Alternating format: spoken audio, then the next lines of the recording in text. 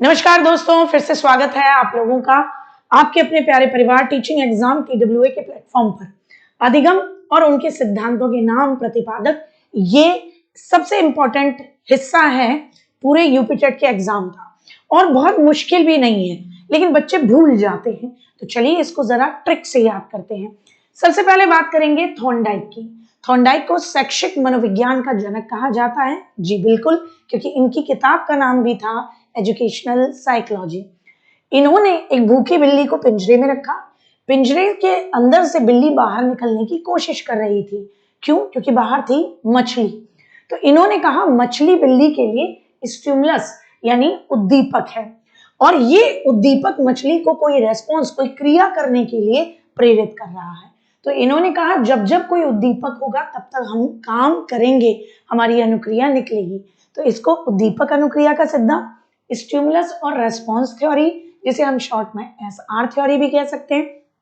ये बिल्ली जो थी ये बाहर निकलने के लिए कितनी बार प्रयत्न करती है। 10 दिन में जाके बिल्ली सीखती है कि मेरे को पिंजरा कैसे खोलना है।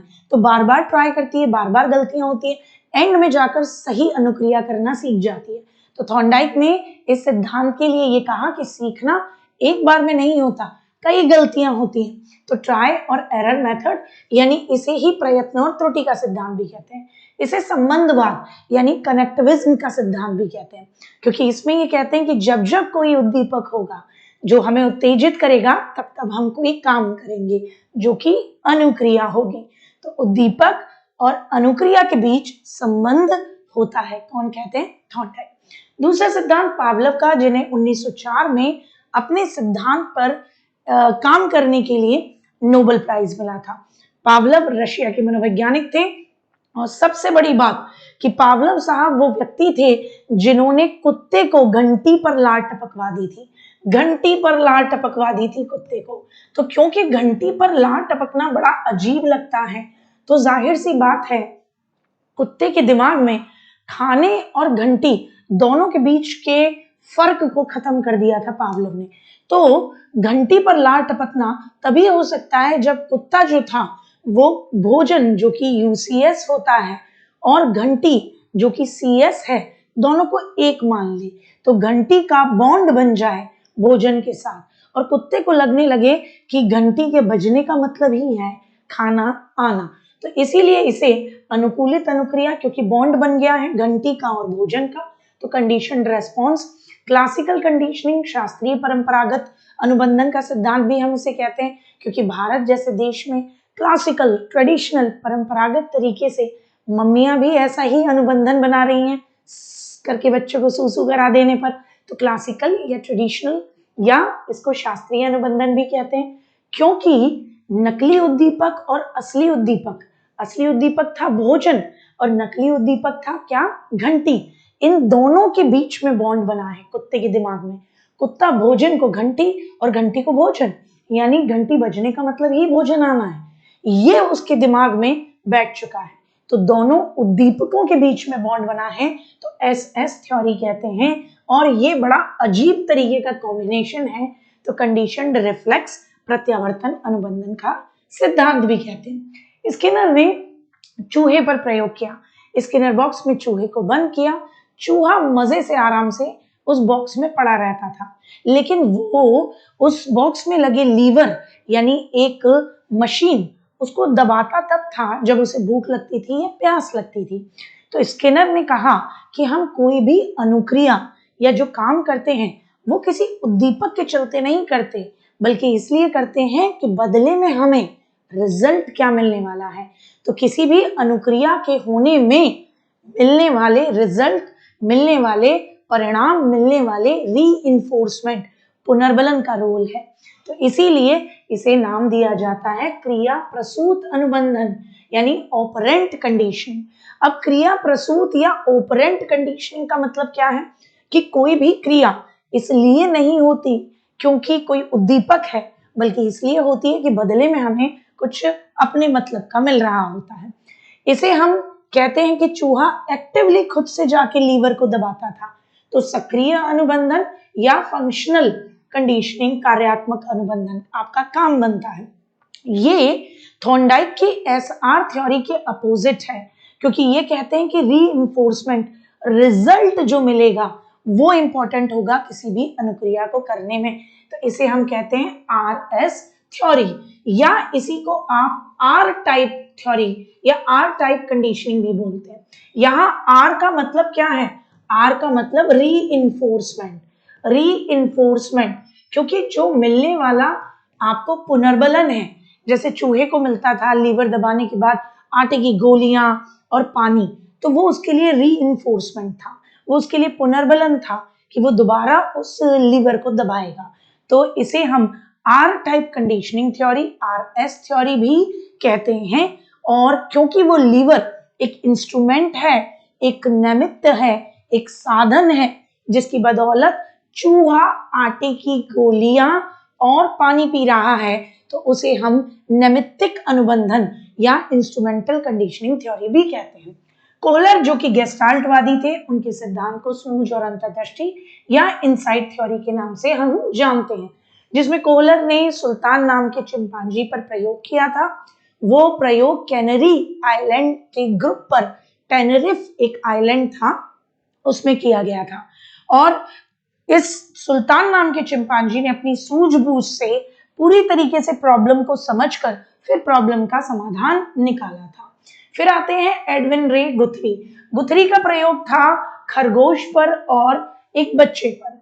तो गुथरी ने कहा कि बच्चा जो पहले खरगोश से डरता था, वो धीरे धीरे खरगोश की उपस्थिति में डरना बंद कर देता है।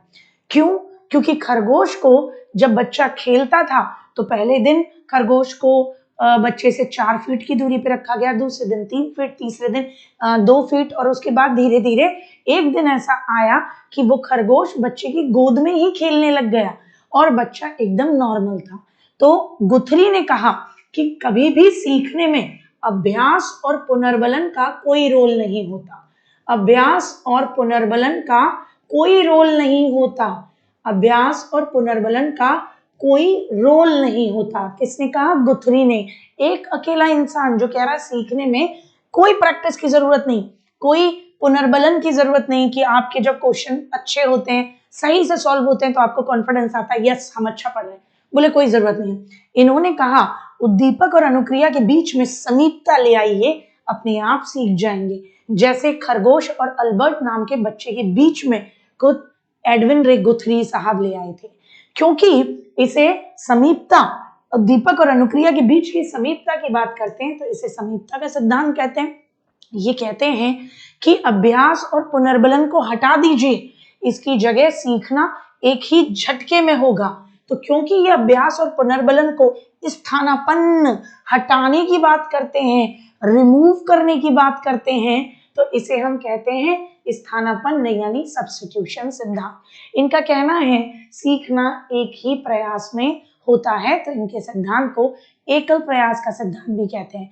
ये वही गुथरी हैं जिन्होंने कहा कि किसी भी व्यक्ति की बुरी आदतों को अगर छुड़ाना है तो उसके लिए 3 तरीके का प्रयोग करना होगा। थकान विधि, वो बुरी आदत उससे तब तक कराइए जब तक वो खुद ही न थक जाए, फिर एक दिन वो उसे छोड़ देगा।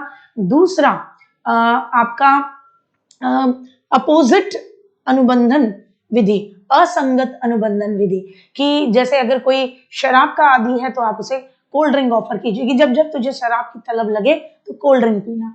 तो असंगत अनुबंधन विधि जिसे बोलते हैं।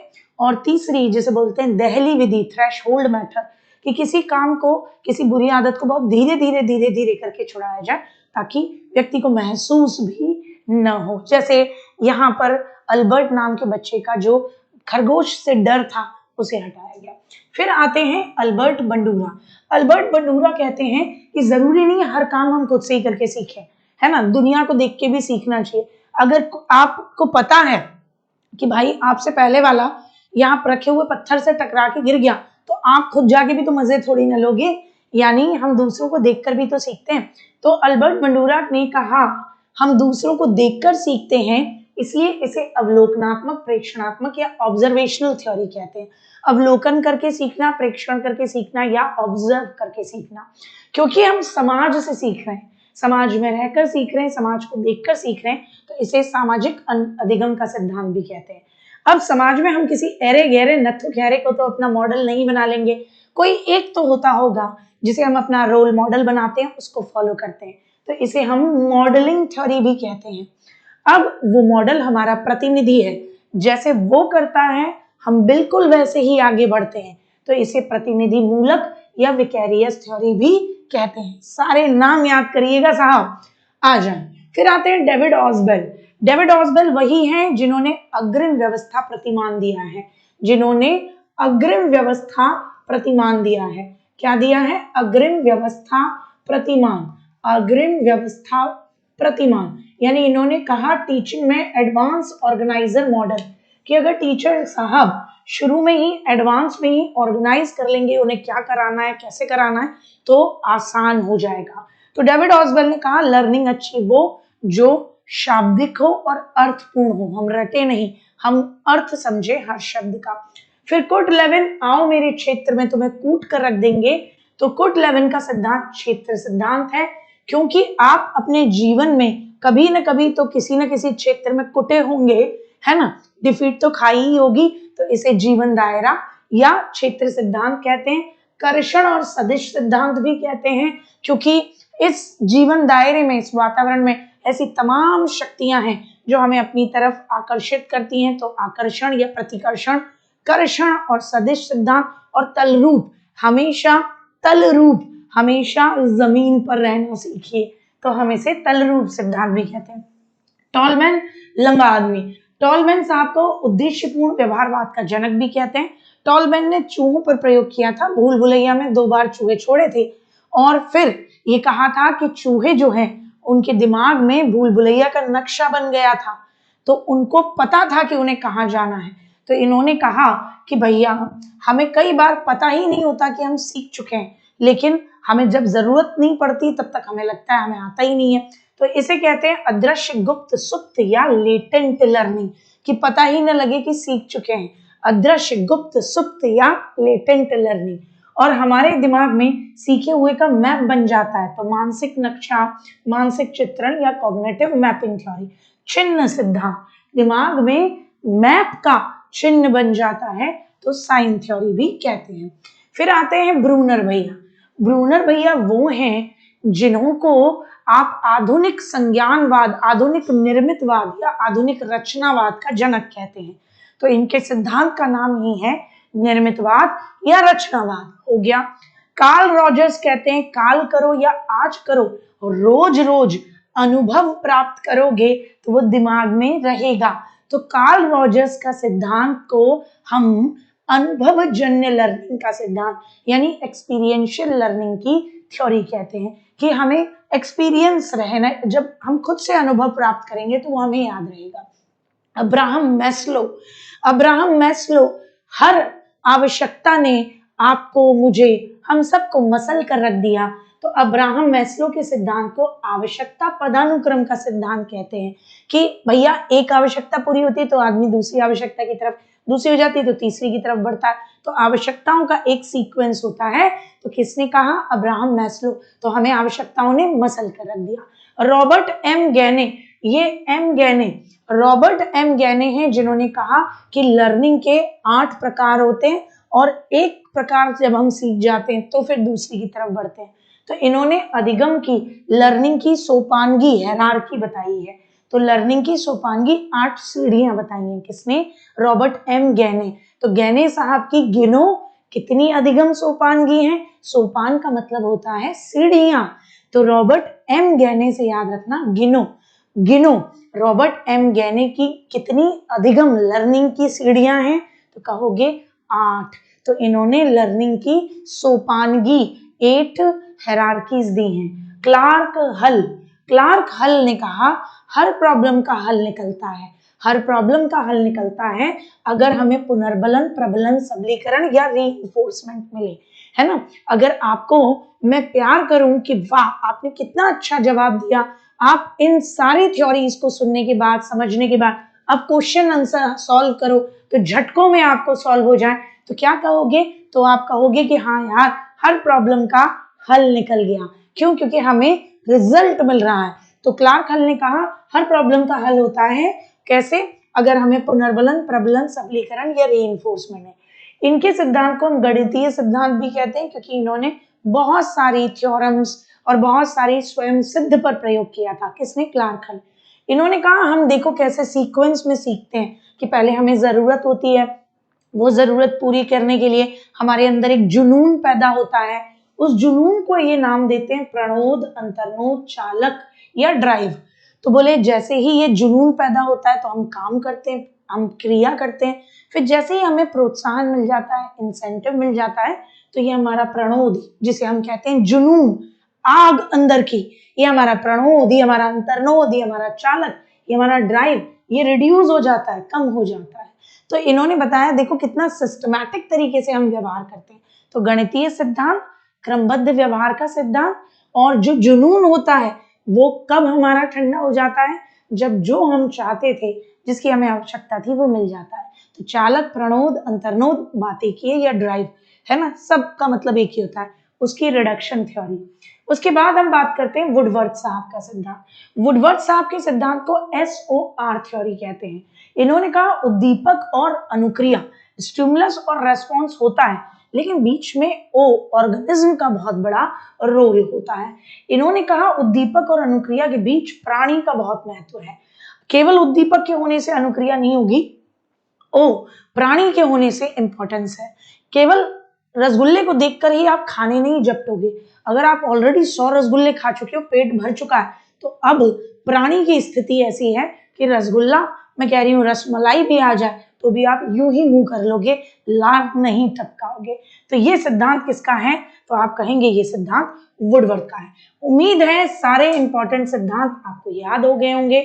सभी महत्वपूर्ण सिद्धांत आपके नजरों के सामने थे, उनकी ट्रिक्स मैंने आपको कराई हैं। अब आप चुटकियों में आसानी से याद कर सकते हैं। कमेंट सेक्शन में बताइएगा कितना यूजफुल रही। Bye bye.